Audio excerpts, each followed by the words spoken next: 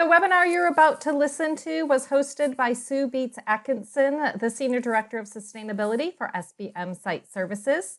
Sue is a leader in the field of zero waste business. She's worked over the last 25 years with dozens of Fortune 500 and other companies in achieving sustainability and zero waste goals. Sue is an advisor for the Green Building Council on zero waste, one of the founders of the U.S. Zero Waste Business Council, and an instructor with greeneducation.us.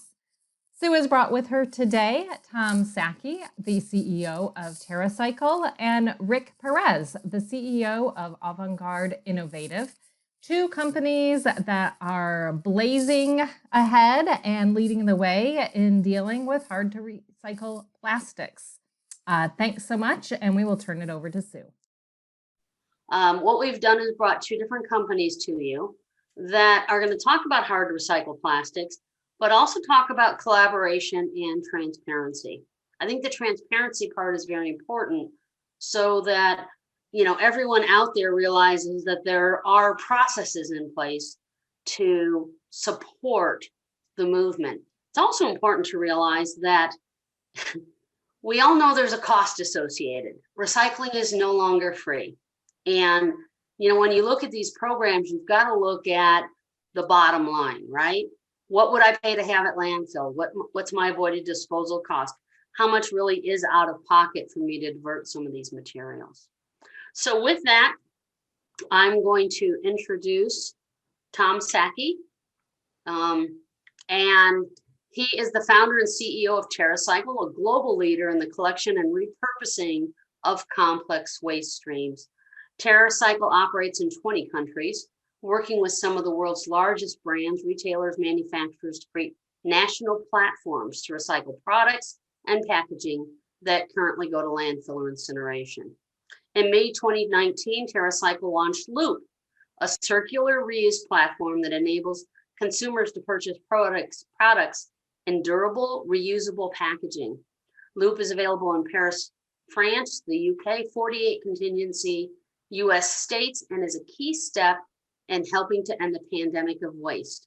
I wish, because I live up in Auburn in Northern California, and I look regularly for Loop and how I can simplify and stop generating, especially shampoo bottles. With that, Tom and Terracycle have received hundreds of social, environmental, and business awards and recognition for a range of organizations, including the United Nations, World Economic Forum, Schwab Foundation, Fortune Magazine, Time Magazine, and the U.S. Chamber of Commerce. Tom is the author of 4 books: Revelation in a Bottle, Outsmart Waste, Make Garbage Great, and The Future of Packaging. Tom created and produced and starred in Terracycle's reality show, Human Resources, which aired on Pivot from 2014 to 2016. With that, Tom, all yours. I'm going to stop sharing. Sue, thank you so much for the kind introduction. I'm just going to share my screen. So just going to get for a moment a quick technical check. And by the way, as I do so, thank you all for taking your time to attend and the discussion today.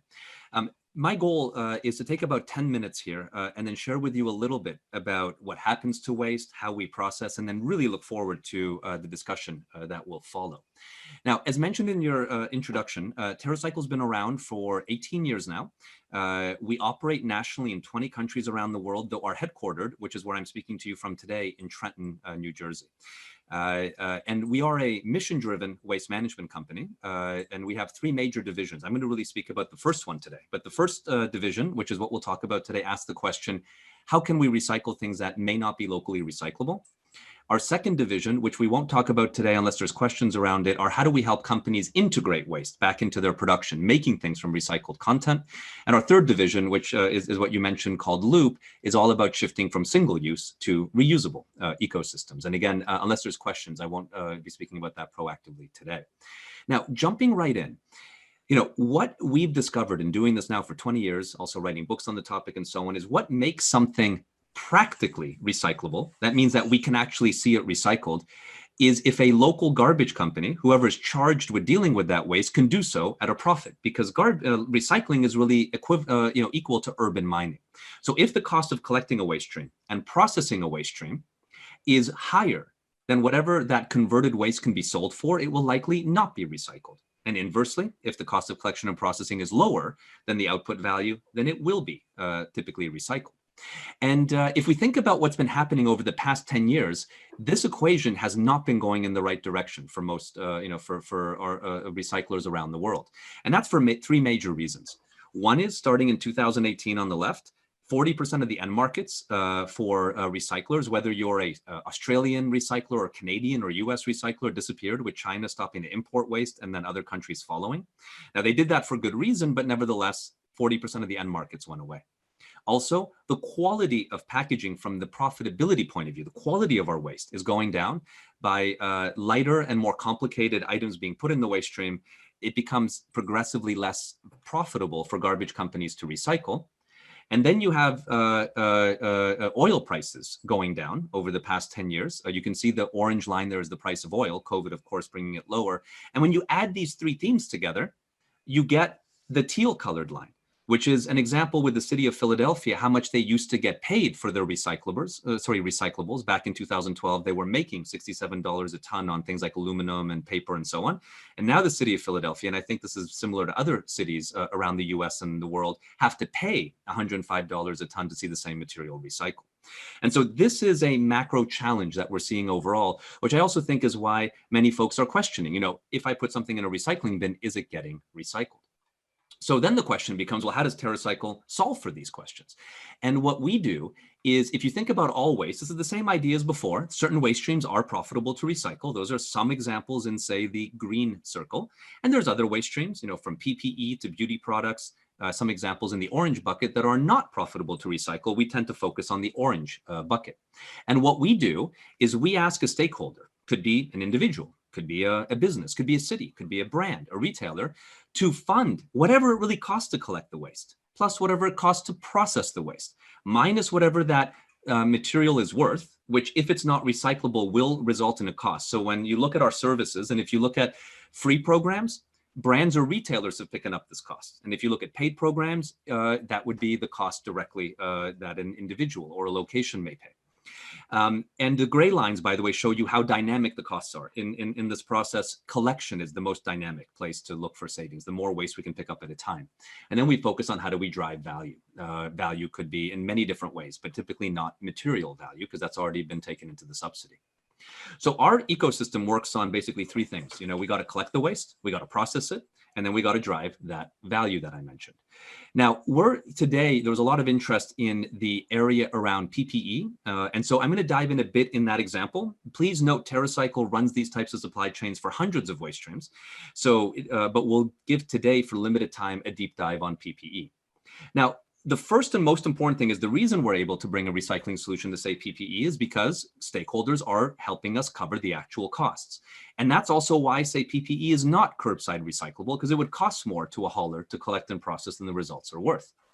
So now that, once you have the economics unlocked, then it's a question of, well, how do you actually process this material? First and foremost, unlike most recycling companies, Terracycle does not own processing plants. Instead, we have our own laboratories and a leading team of scientists. You can see Ernie, Dr. Simpson picture, who's one of our many scientists, who develops the solutions in-house to these waste streams. And then we use third-party processors who we many times teach how to do this process to. We may invest in them building out production lines, and then we can process these materials typically through third-party processors. And then finally, we have a material team who then takes the processed materials that these third-party processors process based on our R&D know-how and find end markets for it, so that they can be completed, sold to a plastic producer, if it's plastic or alloy or fiber, who then makes new products from them. And I'll show you what this looks like. So when the waste comes to us, we check it in so we can report exactly how much weight came from every location by month. We then aggregate the waste, typically processing about 20 to 40,000 kilos at a time. We then process it through, again, our R&D deployed to third-party processors into, in the case of PPE, polymers primarily. And then we find end markets for those materials, producers who then stop perhaps buying virgin plastic and start using this unique material. Do note, in something like PPE, we also keep the shipments sealed for 72 hours, basically because of the pandemic, and quarantine for 2 weeks. From there, our supply chain has, if you look at the top right-hand corner, the standard supply chain. I'm going to come back to the slide in a moment, but to show you what I mean, in the standard supply chain, something like disposable garments, which are usually high quality polymers, we remove out zippers and metal components are removed out, and then we can make that into a pellet that can then be injection molded. And you can see some of the output examples in the top right hand corner. We also many times formulate the plastic by compatibilizing it with other additives to get it to the right color, melt flow characteristics, and so on.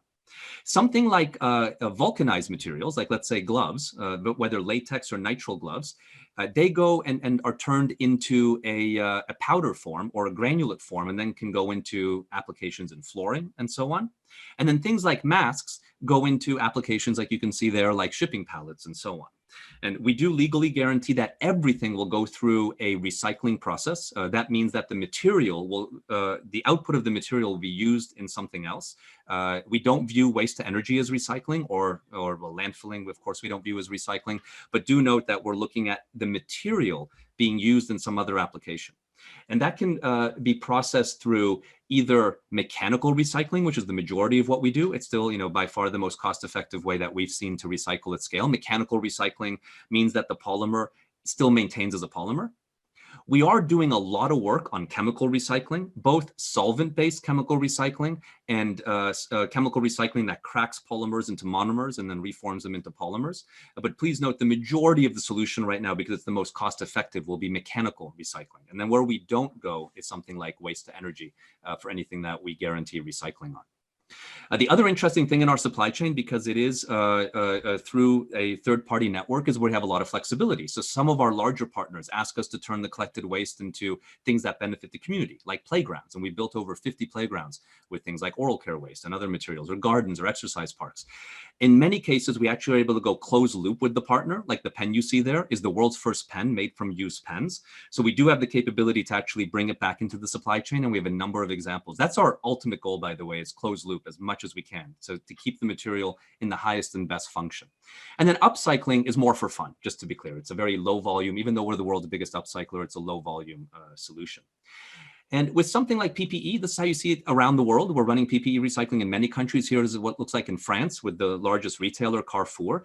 And we mentioned this example because our contracted partners, anyone that we sign formal contracts with, all have audit rights into our supply chain, and many exercise those rights, and they will audit our whole supply chain top to bottom to review and make sure they're comfortable, because they're effectively associating their brand with these types of programs. Here's just some other examples of what it looks like out in the field. This is also in France, or here's what it looks like, say, with Subaru dealerships in the United States, to give some more examples. And here's also some other, we also do bring this type of service. We've been doing PPE recycling for over a decade. It's been heightened due to the pandemic, but we've been doing it with major producers, for quite a while, whether directly with people who make the PPE like Kimberly-Clark and Kimtech, all the way to, here's some examples of companies who've been running PPE recycling with us for many, many years, well before the pandemic made it a more important overall topic.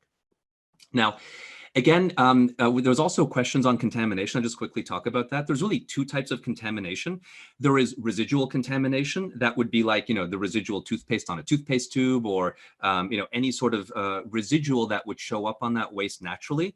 That we clean off in the process of recycling. So usually when recycling, our process is to do a manual separation, first to take out any visible contamination. Then we typically shred the material, clean it, then do a more mechanical material type separation to get the polymer separated, alloy separated, so on and so forth.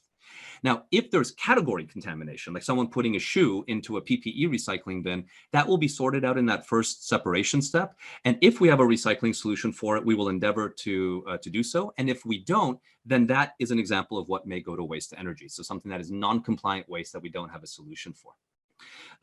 We also provide certificates, you can call these CODs or CORs, certificates of recycling, for any partner, no matter how large or small. And that can be requested at the email address you see there. And we also, again, for contracted partners, so partners who are not ordering a zero waste box here or there, but larger ones, we do offer full audit rights of our supply chain as well. And the final thing, just moving very quickly and then pausing on this, is Folks ask us, are there things we can't recycle? And yes, there are, things that are going to be damaging to our machines or really our partners' machines. So far, an example of that would be sandpaper. We have not been able to figure out a recycling solution there. And then there's sometimes the law doesn't let us, like illegal items. So for example, we recycle nationally cannabis packaging in Canada because it is federally legal, but we cannot yet launch a federal recycling or a national recycling program for cannabis packaging in the US because of the laws that prevent that from doing so. And then there's sometimes regulated items. So we do have a regulated waste division that deals in things like light bulbs, batteries, and things of that nature. But there are certain times where, the law from a regulated point of view may force incineration as the outcome. Medical waste is an example of that and so on. I tried to go very quickly here, first to leave time for Rick as well to share a really exciting update from his side, and then very much look forward to the dialogue that will come. So Sue, I'll pass it back to you here. Thank you, Tom. So we have a couple questions. The first one is, are you able to share your deck? Absolutely. And what we'll do is, Sue, we'll send this to yourself just because we don't have everyone's email. And so feel free to share it to the network here. Absolutely. Sounds good. Thank you. The second question is, I understand the country's recycling is drastically changing due to China's decision to stop receiving our recyclables. You got to add waste in there. Where is it going? I heard only water bottles are being recycled now. It's an excellent question. And there's two sides to every story. So the China, I think, and many other countries, by the way, follow China. So it's not China led the way, but India and many countries in Southeast Asia have also now followed suit. And they stopped the importation of waste for good reasons, because people were exporting valuable material, but also less valuable material. And because the regulatory environment is more relaxed there, what happened is the producers were pulling out the good stuff and then, informally dumping the not so good stuff. And that has led to many problems. So it was for good reason the shutdown occurred. But now put yourself and imagine you're a recycler in Pittsburgh. Suddenly, literally 40% of your outputs that were sent to China are no longer being purchased. So it's been, very bad from a macroeconomic point of view to traditional recyclers. Now, for Terracycle, this hasn't had an effect at all, because we don't rely on the material value of the output as our only income. So if I'm a traditional recycler, the major income I have is what can I sell the converted materials for? And that's where China would have been very important. With Terracycle, we look mostly for domestic supply chains, and whatever we can sell the material for, well, it is what it is, and that's a subsidy on the overall costs. So we're going to charge a partner whatever it costs us to collect the waste, plus whatever it costs to process, minus whatever we can sell it for. And we can find markets domestically. It's just the value of the material is not enough to cover all the costs. And that's why with Terracycle programs, there's a fee. But by unlocking those economics, you can actually do all the processing and markets domestically. And as such, we're not affected by something like the China ban. Thanks, Tom. I think the other thing to add to that from a consumer standpoint is the fact that I'm doing the right thing. Yes, it costs me more money as a business, but then I can also show the employees that I'm making that effort. I have benches, I have mats, I have all these different things. Great answer. Clarifying question for Tom. So when you say processing, is the categorization, cleaning, pelletizing, hand removal of contaminants happening with third parties? What, if anything, happens in New Jersey? Thank you, Absolutely. Kelly. Yeah, thank you for the question. So here's the order, just to be clear. It goes receiving, which happens in our New Jersey facility, though we have other facilities in the US as well for regionalized receiving. The New Jersey facility we happen to operate, but we have about 40 receiving facilities all over the world, and the vast majority are third parties who operate those facilities on our behalf. This would be very similar in the consumer packaged world, like co-pack. We're still 100% responsible. It is our supply chain. We just don't happen to own, say, the building, and that allows us to be able to stay nimble. We do that very purposefully. So there's a large number of these receiving facilities where the waste is checked in. So that's the first. It's received. We scan it. We weigh it. So we can give exact weight measurements on what comes in. Then in those facilities, the waste is opened, goes through a visual inspection to take out manually anything that is clearly non-compliant. And then it's baled into cubic meter bales and stored until we hit about 20 to 30,000 kilos. So some waste streams we process every day because we're receiving more than that every day. And some waste streams, which are maybe more exotic, may take a few weeks for us to accomplish that amount. Then, and this is, I think, to the essence of the question, we then move, typically in full truckload, that's why we go to 20, 40,000 pounds, the material to, our first processing step. And there may be multiple processing steps involved.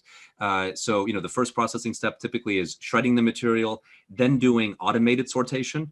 Then once it's sorted, then we, in each of the different material types, we then, if it's plastics, we'll pelletize and then compound to the needs of our end customer. That may happen in the same site or a different site, depending on how precise and what level of work is needed and the waste stream itself. And then from there, we typically sell it to a company who then would use that in their production. That could be anything from a plastic lumber company to plastic injection molded outputs, extrusion formed, thermoformed, and so on and so forth. And then to try to be as clear as possible, that's where we then lose, like we no longer follow the supply chain. Once it's been purchased by a company to be used in a plastic output, we don't know where they would sell that, or we don't know which customer would have bought that, right? That's where we would then say we've completed our promise, and then the material's out in the market again, serving a different function. So Tom, do you have contractual requirements that say that your third-party vendors can't, quote unquote, throw things away? Yes. Not just contractual requirements, but we hold them, we check on this because it's our whole reputation tied up in that particular question. And then the third point is, and this is something that should give folks a lot of comfort. I mean, Terracycle's been around almost for 2 decades, operating in 20 countries. And we work with just about every major brand and retailer in the world, the Nestle's and P&G's to the Kimberly-Clarks of the world, the Walmarts and Carrefours. And they regularly audit us because their reputation is tied up with us. So for example, the Terracycle logo today, is on 100 billion packages per year explaining recyclability. And a brand like a Nestle, who really cares about its reputation, wouldn't do that without checking us and checking us frequently and often. So, we do get third-party audited quite a bit, and we are very, careful to make sure our supply chain is working in a way that we can be proud of, because you can imagine, there's a lot of reputation tied up in what we do. We're effectively, to many of our partners, a promise that something will occur, right? Versus selling a good that you can then physically interact with, like selling you a pen, that will physically show up in the mail and you can enjoy it. Perfect. Thanks, Tom. One last question before we go to Rick. This is from Erica. Do you always have to add virgin plastics when you're doing the recycling of these recycled plastics? Eric, it's a really, really good question. And sorry for not being so direct. It depends. It really does. So it depends on the material. And I'll give you some examples. So for example, if we're collecting and recycling something like potato chip bags, which are primarily a material type called polypropylene with a little bit of aluminum on the inside, that you can see when you open up the bag, there we can make outputs, plastic products that are 100% potato chip bags, and we have. Now, if we're collecting and recycling something like cigarette butts, which are highly contaminated, made from cellulose acetate, which is a much more challenging material to work with, there we can get about 5 to 10% cigarette butts into an output plastic product, and the rest would be other material, could be recycled other material, or could be virgin other material. And there, to be fair to your question, it really depends on the manufacturer and how they want to use our material, because our output is not an object, but a raw material. And then manufacturers purchase those materials to make their goods, and they will blend it in whatever is going to make the very best product. But the important conclusionary point here is that every pound of waste going through Terracycle is avoiding a pound of virgin material from being used. So even if the Terracycle output is used at 5%, 10%, or 90%, the balance, the 95, 90, or 10% of the product, that amount is being offset against whatever was used before, which would be typically virgin material. Perfect. Thank you, Tom. So We're going to come folks, back to you in a few minutes after we finish with Rick. Absolutely. I'll try to type out a couple of, I see some great questions in the chat window. If they're easy to answer by type, I'll do so, just to save on the airtime. And thank you. I'll go on mute here. We appreciate that. Let me get, maybe. Okay. I'm going to introduce Rick Perez as founder and CEO of Avangard Innovative. Rick drives the overall strategic vision of this diverse company that consists of the largest waste and recycling company in the Americas. Perez's primary focus is on transforming the waste and recycling industry. This company has proven itself to be a leader in the industry, showcasing its in recycling and waste optimization while introducing a technology-based process. Mr. Perez, or Rick, also understands the importance of serving the community in which you build your business. He devotes much of his time to supporting Greater Houston by serving on multiple boards like the Greater Houston Partnership, Boys and Girls Club of Greater Houston, and is a member of the esteemed YPO Real Leaders Global Organization. Through thoughtful leadership, Rick guides a stellar lineup of dynamic team members, all driven to delivering on the company's mission of creating lasting partnerships that will benefit the environment by helping clients treat waste intelligently and properly.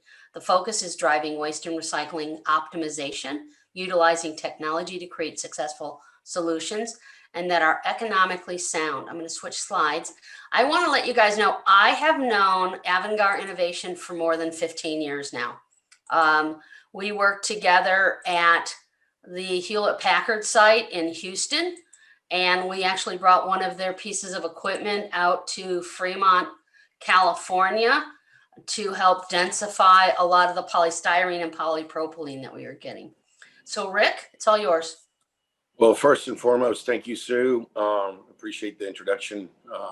Tom, I can tell me and you are like brothers. I can tell you have a better haircut than I do, but that's the only, I'll give you that.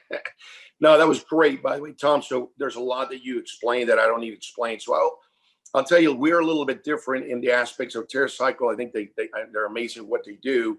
We're a little different in the aspect of it that we manage billions of pounds issues. So as you can see behind us, we are primarily in the hard to recycle plastics.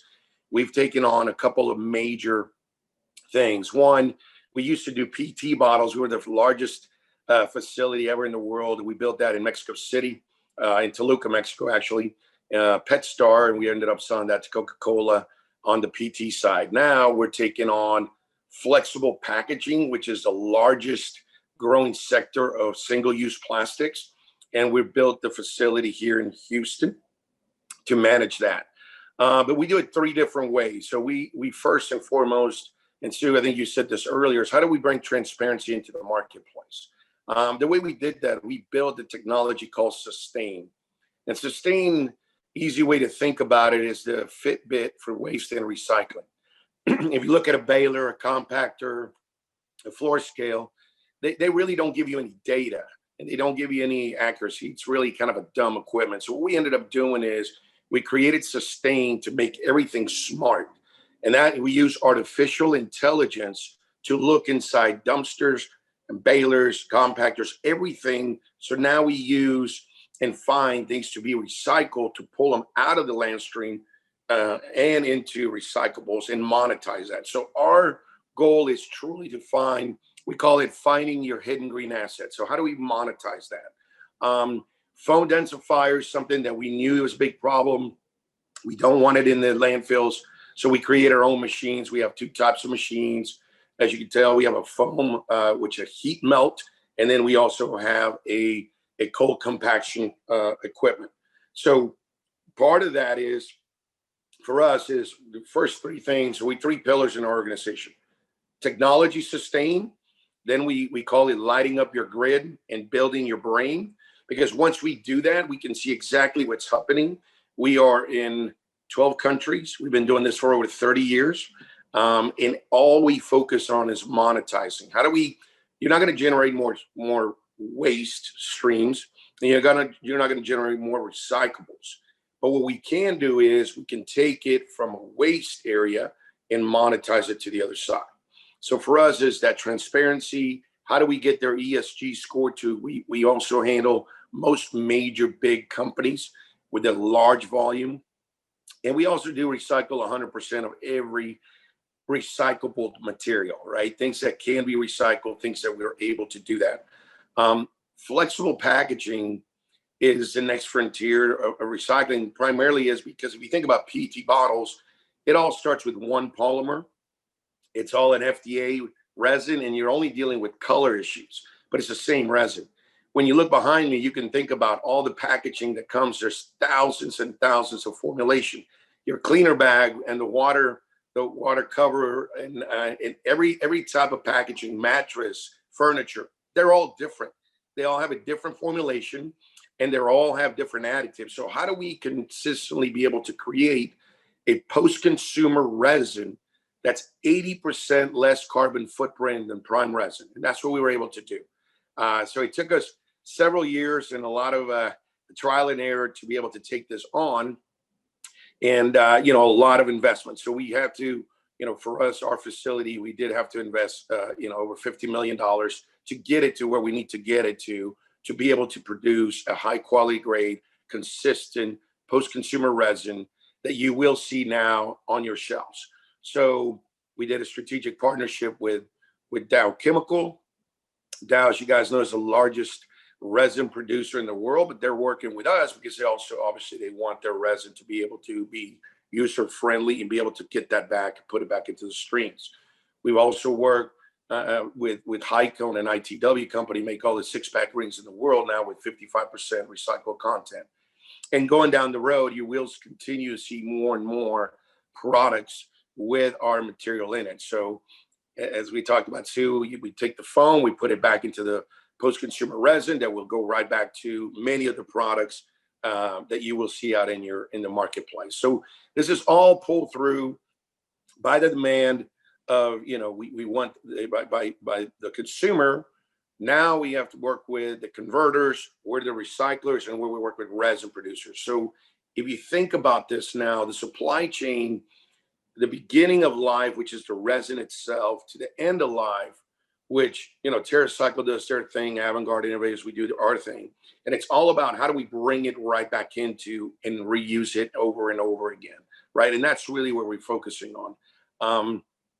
And the last thing we talk about is if you think about what's hard to recycle, more and more you will see that collaboration with brand owners. Before they start making products that cannot be recycled, we talk now. They let us, hey, can you recycle this? What can happen with it? And that's really, I think, the future of hard to recycle material is how are you going to build and what essential? I can tell you, for example, from the PET standpoint, when we first started it, the cap used to be a PVC, the bottle was PET, and the label was a PVC label. Well, that's almost impossible for us to separate that in the density and water and a sorting system. So when we discussed them, we said, guys, if you make a polyethylene based or paper or a polyethylene based label, we can switch those things. And these are the conversations that are happening now to truly create change so we can recycle. So we do save our environment for everybody that is going out there, all the big companies, and saying all this ESG this is their future.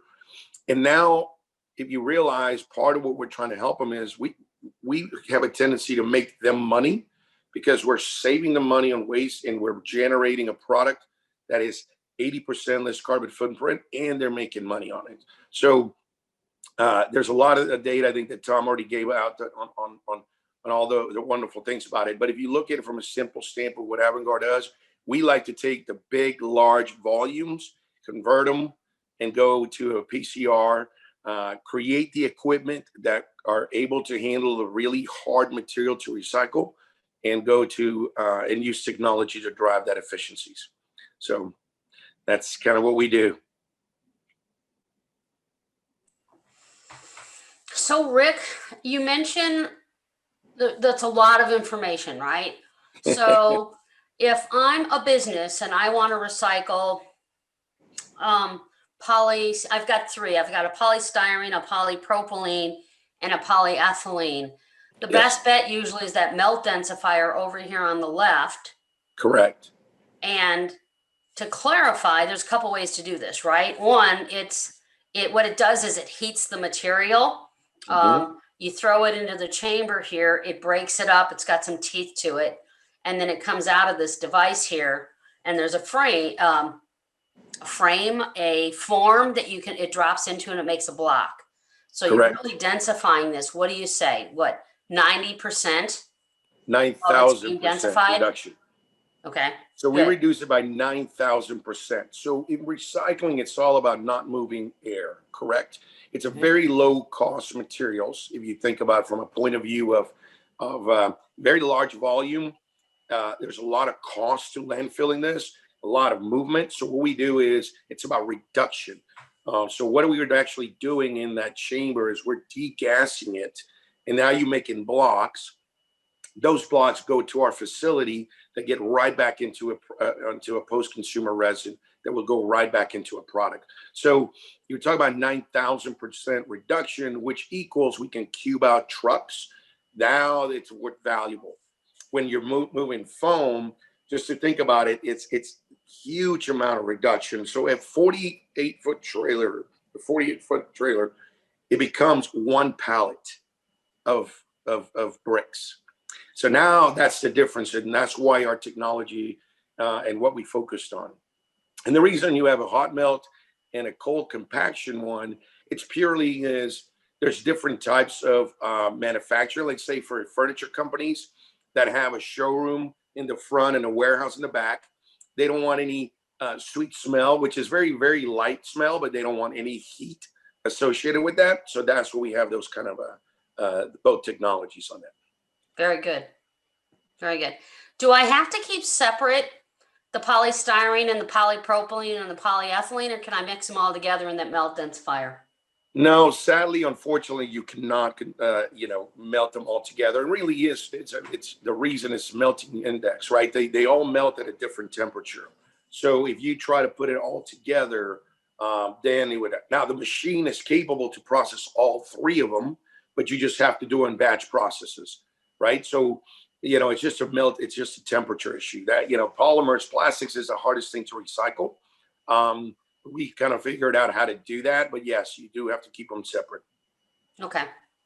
The other thing that's interesting is the melt densifier is the size of the older style copiers. So Yes. It's not huge. And it's easy to run. Okay. That's the key. That's the key. We want to make it easy.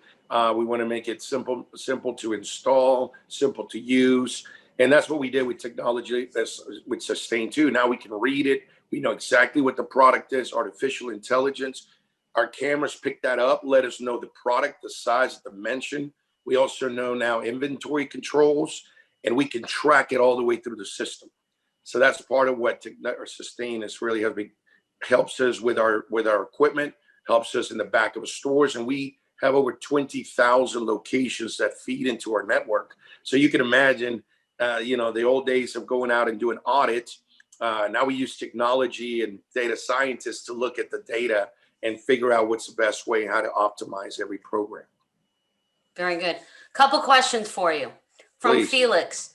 Can you share any information on the full cycle CO2 footprint advantage in your complete supply chain compared to using virgin plastics?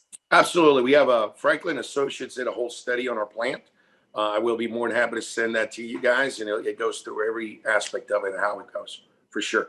I will send that in, Sue, and you can forward it somewhere. Ruby says, Rick, do you get most of your bales from MRFs? Is it easy for them to keep plastic separate and clean? What are your thoughts on bioplastics being recycled if possible? Okay, great question. No, we are more a B2B company. So we're focused on secondary packaging from the major retails, major volume that comes in. MRF material is something that we're a mechanical processing company. When it becomes easier to recycle, even though we still get a lot of material, MRF material right now, sadly, is so dirty and messy. It's really hard to get it to that point. So we're not there yet. The answer is we are working on it, and there is technology that will get there.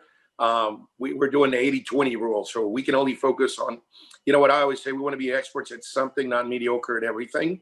Mm-hmm. And that's what we're focusing on, big, large volumes right now. But unfortunately, MRF business film is not ours yet. Agreed. From Joni, thanks for asking about keeping polymers separate. Is there any tolerance for a slight bit of mixing, say 1 to 5% of the second polymer in the brick? Yes, absolutely. I mean, look, recycling is never going to be perfect. And that's the first thing we have to understand as recycling companies and also brand owners and also consumers. Because if we're expecting, I always say this, if a consumer wants to buy a product and a brand wants to put out a product out there that looks exactly like the prime resin, the problem is, and you don't even know all the hard work we did in the background. So the impurities and the things that might be a little bit different. And let me give you a perfect example. When we did on the PT side of the business, I was telling the customers in Canada, I said, look, do not take out the blue or the green, and you will come out with a light green color bottle. Everyone will know it's made with recycled content. But if you look at a bottle today, you grab it today, you look at it, you won't know that unless you look for the logo that says recycled content, you won't know. Now it's the hottest selling water bottle in Canada. For us, the way we look at it, we're saying, okay, flexible packaging, you want to be able to know that it's made with recycled content. We as a consumer want to be able to know that it's made. If it looks exactly the same, it feels the same, you want to have the same properties, right? We have to perform to the quality of a converter and what the brand requires it to, but the look and the feel might be a little bit different. And what I mean by that, in flexible packaging, you might get a little gels, meaning you might have a little bit, the surface is not as smooth, but yet that also makes it a little bit different. And you can see it just kind of like the brown napkin versus a white napkin, right? The little things that could show that the environment, hey, we're doing the right things for the environment. So for us, it's important. We get a very, very high quality because we go back to film, which is the most hardest and more because of the thin layer. We can do that. But we got to adopt that as a consumer, right? And brands. Okay, Rick, one more question for you, and then we'll open it up to both of you. Sure. And there's quite a few questions here. Do either of these machines handle that flexible plastic similar to like shrink wrap, stretch wrap, grocery bags? The answer is no. You want to bail that. Just like you're looking right behind me, you want to be able to bail that. I mean, it can. The answer is yes, of course. It can melt it down, but it would take you so long to do that unless it's very small volume. And then the answer is yes, it can. But if you in general are doing large volume, you'd rather bail it and have us pick that up as a bale, which is 1,000 pounds versus trying to process that through there. So the answer is yes, you can. Number two is, do you really want to? Probably a baler is a better option for that. Okay. Right? It's all good to about know. volume. It's all about volume. Okay. So I'd like to open this up. Tom, if you don't mind unmuting, and I've got quite a few questions. So this, I believe, from Felix is for you, Rick. Do you offer equipment that focuses on small business shipping departments and laboratories to reduce polystyrene material? Absolutely. We actually have a machine that's, like you said, smaller than a copier machine that you plug in. So literally you can get a machine, you plug it into a 110 volt, and the next thing you know, you're reducing your material by 9,000%. And you have an outlet here at home with Avangard, and we'll be more than happy to work with you guys on that. Absolutely. Thank you.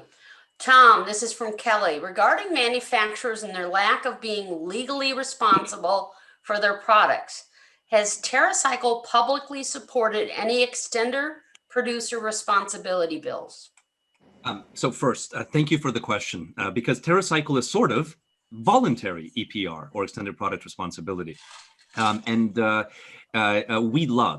absolutely love EPR. Anywhere we can get involved to support it, we actively do. So to give you 3 concrete examples, but not exhaustive, just examples. In Germany, where the Grünepunkt was created, which is the grandfather of EPR, one of the administrators of the Grünepunkt, Landbell, actually acquired 20% of Terracycle Austria, Switzerland, and Germany. So we have a very deep connection with the Grünepunkt system, which is the original EPR. Then in many countries around the world, like that have established EPR, like CTO in France and other examples, we're brought in and actively collaborate with those organizations to help boost the output of EPR, and then anywhere where we can help support EPR. For example, I'm on the advisory board for PSI, the Product Stewardship Institute here in the US, and anywhere we can support EPR, we actively do so. Now, our support is two ways. One is helping advise on how EPR legislation should be framed. And then anywhere we can lend our name, we are always advocating for EPR. Now, we don't just advocate for EPR, we also advocate for DRS, like deposit return schemes, like bottle bills, if at all possible, because bottle bills and DRS do drive up the percentage of collection. So we're always a fan of that, but then also EPR. And I think this is where I'd say I'm saddened in the US that EPR is not active today. You know, America is the only developed country that does not have federal packaging EPR. And I think that's a miss. And I do hope that we will see that solved at some point through a legislative process. But we are, hopefully you can sense from my tone, very enthusiastic about supporting EPR in all ways. Perfect. This is for both of you guys. And we'll start with Tom. What techniques are you using for collecting flex plastic? How is it separated, processed? What commodity feedstocks do you produce? And what are the markets for it? And so that was flex, like flexibles, yeah? Yeah, flex. Absolutely. So Terracycle has two divisions, and we're about half on each, B2B and B2C. I'll just for fun start with B2C on this answer. So from a consumer point of view, one of the things we've learned, unlike a facility in B2B, is that consumers don't understand polymer types, but they do understand category types, like think food flexibles, or grocery, or like shopping bags, or non-food flexibles, or pouches, you know, things of that nature. So we're actually actively working now with some major US retailers where, as you may know, in the flexible space, you know, retailers in 35 states legally have to collect shopping bags, which are actually a pretty good pure monomaterial feedstock. But the challenge that's coming in 2025 is as many producers are looking to move from multi-layer flexible packaging to multi-layer monopolymer flexible packaging, they're looking to have that dropped off in grocery store recycling bins alongside with the other shopping bags. And that's going to create a challenge because if consumers, you know, see this granola bag that says now it's recycle ready and drop off at the shopping, you know, at the grocery bag collection bin, they may also see a different granola bag that may be compostable or just traditional multi-layer and drop that in as well.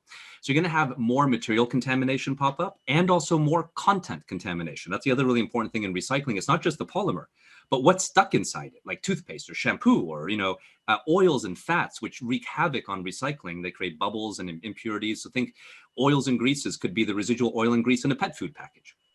So what we really try to focus on in our consumer side is how do we help make it easy for consumers to collect and not have to know what is a polypropylene or a polyethylene or things of that nature. So we do it very much in consumer facing categories. And then one of the things that, because, you know, our model charges what it really costs, we put in washing up front. And that washing helps decontaminate the material. And I know there was a question asked, so I'll proactively answer it in this beat here, is someone asked, you know, do we separate the polymers? I didn't have a chance to type out the answer there, so I'll take it here. In some cases we do, but mostly we don't, because almost every flexible package has a primary polymer. So for example, toothpaste tubes are primarily polyethylene and only 4% other. Chip bags are 98% polypropylene and only 2% other materials. So if you have a dominant polymer, which almost every package form does, you can basically focus on that dominant polymer, and the other sort of layers in that multi-layer package would be mixed in, you know, acting as a contaminant per se, but not challenging the material characteristics. It's just like Rick said, you can have a little impurity as long as the percentage is very low. And typically in multi-layer films, they're conducive. They're not like 1/3 one material, 1/3 another, and 1/3 a third. They're usually very dominant on one material, and you can focus your efforts on that. Because still today, separating out the polymer types is an exceptionally expensive process, both economically, but also environmentally. Usually it involves chemical recycling, and that's still, you know, in its nascent stages. It's not quite at the same level as mechanical is today. There's more there, but I'll pause here just to give Rick, or pass it to Rick on this. Your turn, Rick. All right. Well, thank you. You know, so Tom, great explanation of that. So as you can tell, that we get what Tom just said. All right. We're going to get every single type of flexible packaging bag because we do work in the front of the stores, all that return bags and everything that you put back in there. It's got that complexity. And I agree, the consumer really doesn't know the difference. So we're going to get it regardless. So the way we are able to approach that is Recycling about is filtration, dispersion, washing, and continue to blend. So the more that we can clean up front, the washing, the blending, and the filtration that we do, it takes a lot of money. Like Tom said, it's expensive. But the wonderful thing is we can manage that now, right? And then with our technology, the more that we can see it, we can optimize. So what we have is we have waste and recycling optimization experts that whenever we start seeing locations and places that are becoming very contaminant, we work with them to show them how to do that. So every store location, grocery stores, back of a store, we can identify every bale where it comes in, what it's in, what what's our formulation, what's the quality we can go into. So again, yes, it can happen. We understand it's not perfect. The right thing is, Tom said, we educate them the types of, not the polymer type, just where the packaging goes and what it can be taken in. That's really where we're going to go. But the one thing I can tell you that we can at our facility now take on pretty much every flexible packaging. Now we do have some waste that's generated through the filtration system and process that.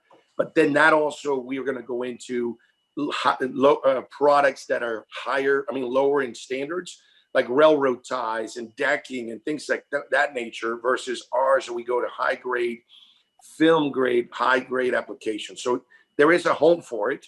It's just a byproduct of this. Very good. Different question from Neil.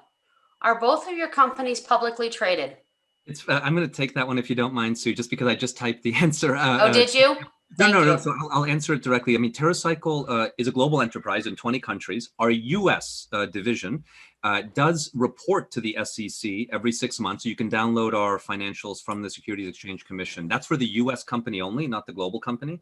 Terracycle outside is a private enterprise and so is not public yet. And I just leave it with yet. We do have ambitions, and we're getting to the scale where that may be interesting, but I'll leave it there for reporting purposes. Thanks, Tom. Rick? Well, I would say our answer is very similar. We don't report yet. We're a privately held company. We've been private since I started the company at 22 years old. So we're not there yet. But the answer is there's a lot of opportunities, and if the time is right, we will go public. And if the steam's there, we will definitely take it. Very good. I've got one more. We got 3 minutes left. Jamie wrote, if brand owners are working with you, such as Walmart and Nestle, why are these brands not promoting this throughout their brand?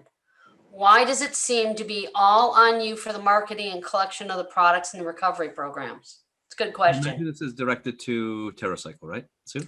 I think so. Okay, I'll give it a go. I'll take that too afterwards. Yeah, the good news here is that Terracycle does promote, there's no question. But it is incredible the amount of promotion these companies put around these programs. Now, there's so much clutter out there in promotion. It may not always come through, but I'll give you some examples. Many brands, like Nestle, promote their recycling program with Terracycle directly on their package. So you could, for example, you pick up a Gerber pouch, you'll see our logo, but it's on today 100 billion packages per year. This also goes, to the credibility of what Terracycle is about. You can imagine a Nestle wouldn't print our logo on every one of their packs if they haven't thoroughly reviewed and continue to review what we do. But nevertheless, they do that. They also promote in their social media, their marketing. It's on their websites. And then in some cases, brands do TV commercials and so on, promoting their activity.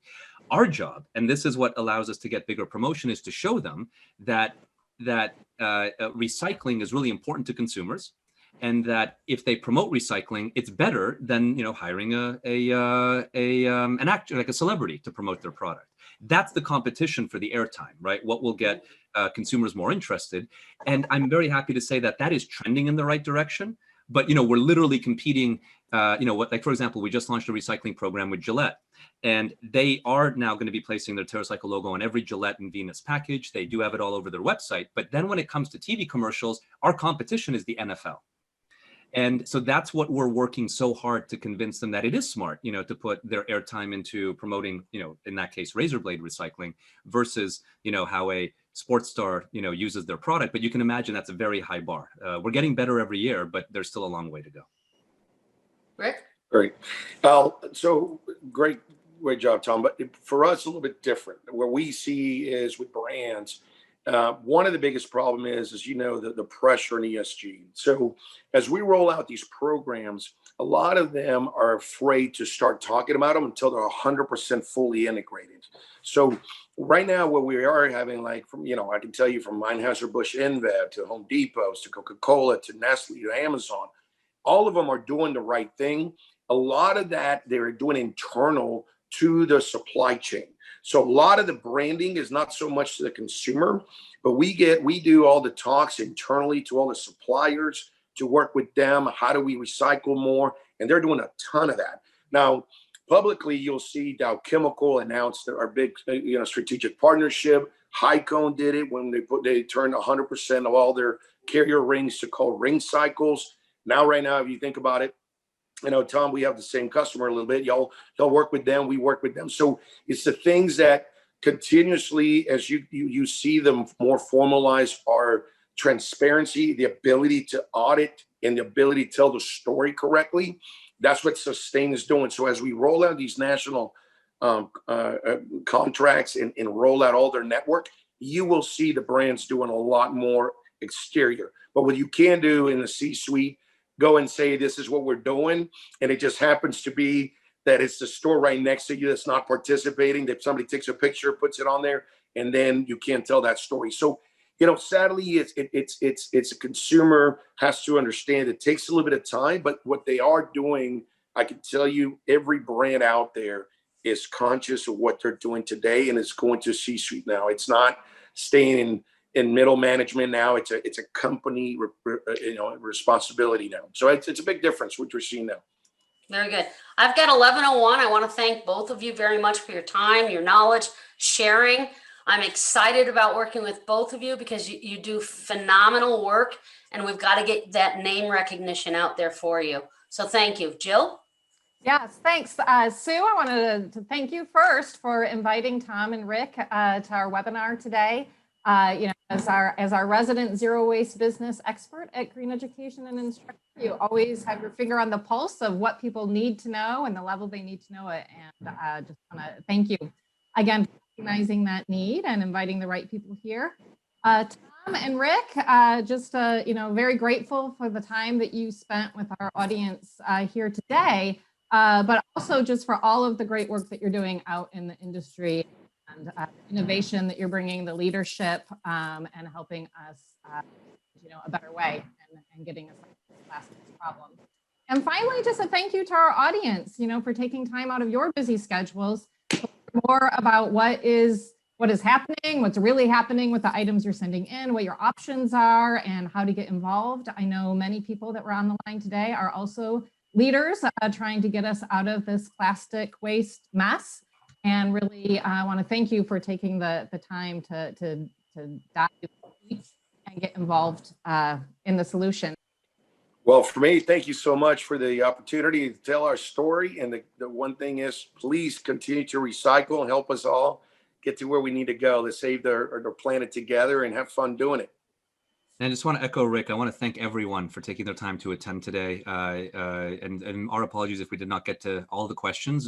Feel free to email it in and we will absolutely reply. But thank you really to Sue and Jill for hosting. This has been a great opportunity to be able to share with folks who care about this topic. And let's get more people to care, because the appetite from retailers and manufacturers will only be ever equal to the public concern.